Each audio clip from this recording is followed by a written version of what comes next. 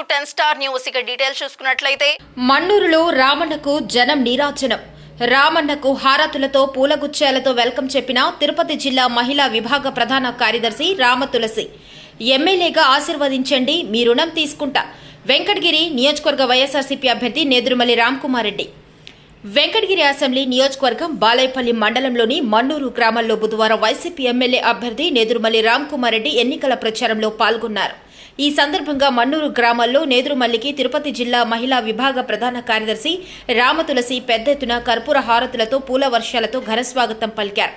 రామ్కుమార్ రెడ్డి రాకతో మన్నూరు గ్రామ ప్రజలు డాన్సులతో జగనన్న మళ్లీ సీఎం కావాలి, రామ్కుమార్ రెడ్డి వెంకటగిరి ఎమ్మెల్యే కావాలి అంటూ నినాదాలు చేశారు.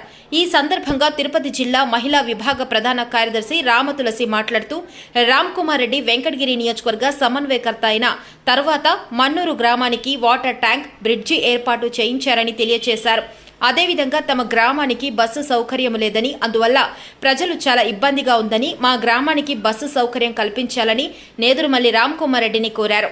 ఈ సందర్భంగా గ్రామాల్లో నేదురుమల్లి రామ్కుమార్ రెడ్డి ప్రజలకు అభివాదం చేసుకుంటూ వైఎస్ఆర్ కాంగ్రెస్ పార్టీ అభ్యర్థిగా పోటీలో ఉన్న తనకు ఫ్యాన్ గుర్తుపై ఓటు వేసి గెలిపించాలని ప్రజలను కోరారు. తనను ఎమ్మెల్యేగా గెలిపిస్తే మీరు నాపై చూపిన ఎనలేని ప్రజాభిమానానికి మీ గ్రామాలు అభివృద్ధి చేసి రుణం తీర్చుకుంటానని తెలిపారు. నేదురుమల్లి కుటుంబంతోనే అభివృద్ధి సాధ్యమవుతుందని తెలియపరిచారు. అదేవిధంగా అధికారులతో మాట్లాడి మన్నూరు గ్రామానికి బస్సు సౌకర్యం కల్పిస్తానని హామీ ఇచ్చారు.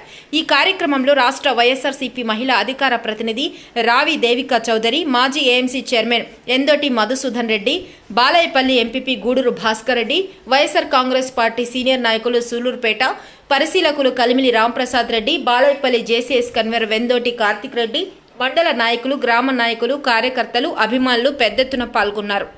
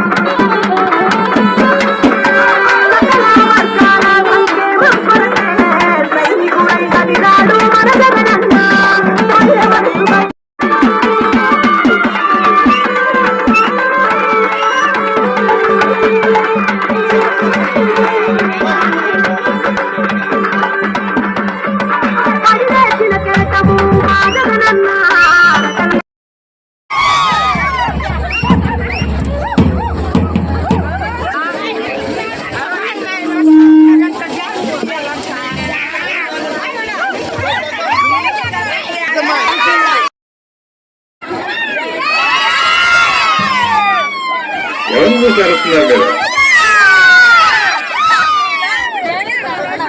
ఎవరిని చూసి అరుస్తున్నారు? అరవని అరవని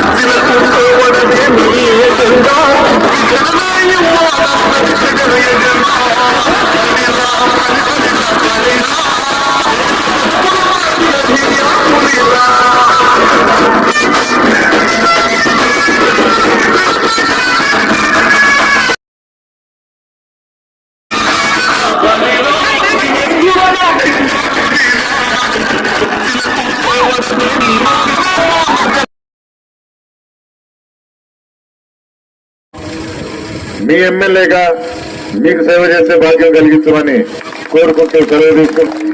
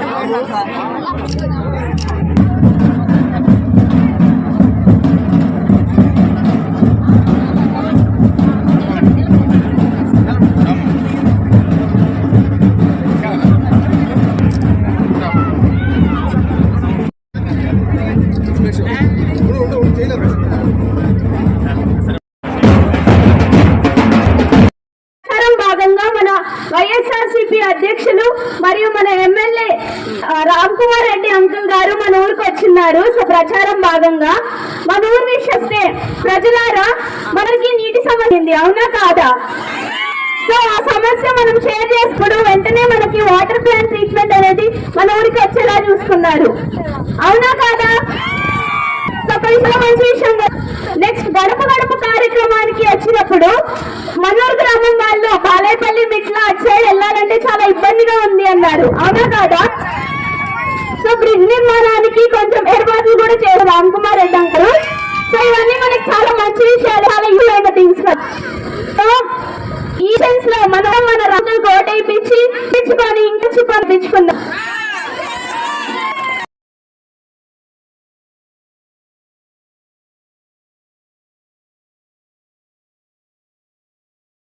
మన వెంకటగిరి నియోజకవర్గంలో ప్రతి ఒక్క పల్లెటూరు ఇంప్రూవ్ అయ్యింది అంటే ఒకరే కారణం నేదురుమల్లి కుటుంబం మాత్రమే. సార్ ఇన్ఛార్జ్ తిరుపతి జిల్లాకి అయిన తర్వాత మన ఊరు డెవలప్ చేశారు సార్. వాటర్ ప్లాంట్ ఒకటి బ్రిడ్జ్ నిర్మాణం చేస్తున్నారు ఇప్పుడు. రెండు అది ఇంకా అయిన తర్వాత మన ఊరి నిర్మాణం అభివృద్ధి ఎలా ఉంటుంది అందరూ తెలుసుకోవాల్సిందా.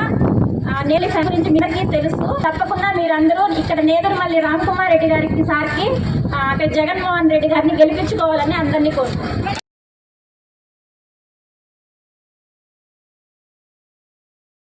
చేయాలన్నప్పుడు మనసు ఉండాల.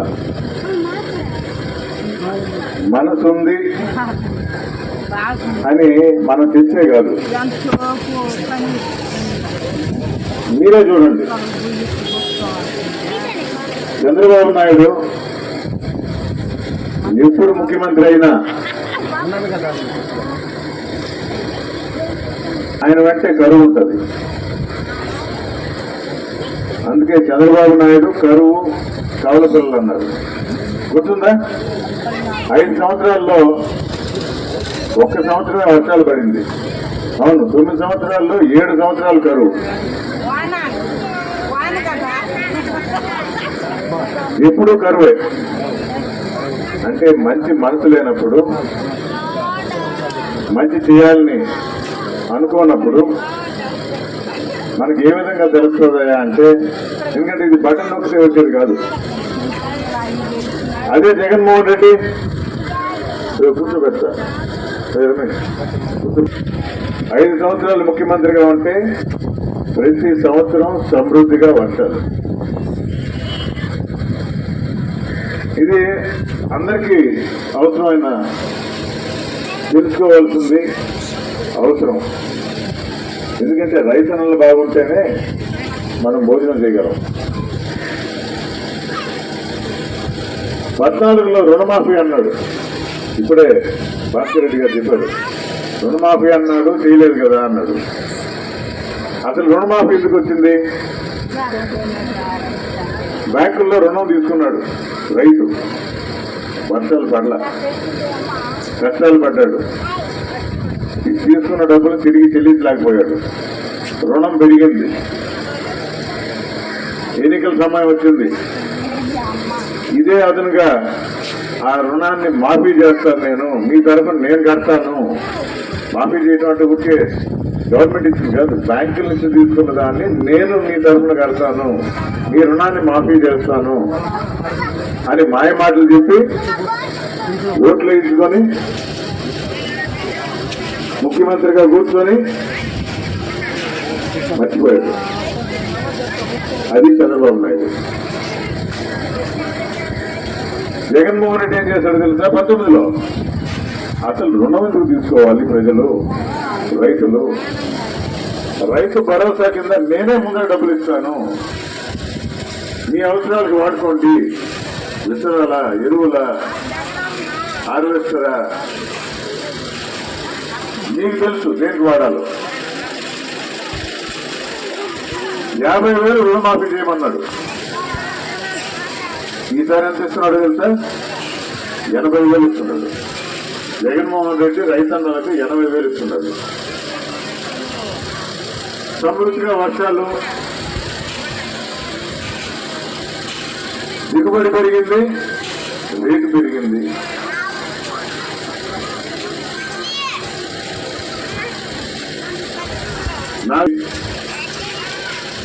రైతన్నలు జాతరలు వచ్చినప్పుడు పొంగళ్ళు ఎక్కువ పెడతా ఉంటారు సంతోషంతో, నలుగురితో పంచుకుందామని.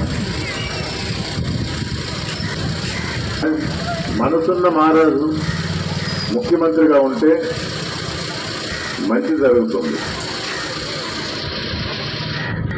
అవసరాలు గుర్తించాడు. పిల్లలు చదవాలన్నాడు, వాళ్ళకి ఇచ్చే ఆస్తి అన్నాడు.